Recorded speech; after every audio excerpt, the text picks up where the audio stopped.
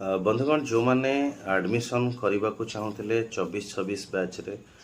किंबा कौन कारण एडमिशन रिटर्न हो जाए शेष मौका अच्छी किंतु रॉयल सीमा यूनिवर्सिटी से पर्यंत एडमिशन कराऊँच जदि आप लास्ट मोमेंट रे रॉयल सीमा यूनिवर्सिटी एडमिशन होगा चाहते तेबे मते व्हाट्सएप करें मो कांटेक्ट नंबर ये दे दीजिए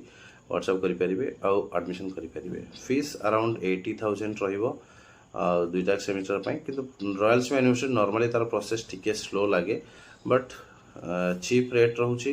एंड लास्ट मोमेंट एडमिशन मिलूँ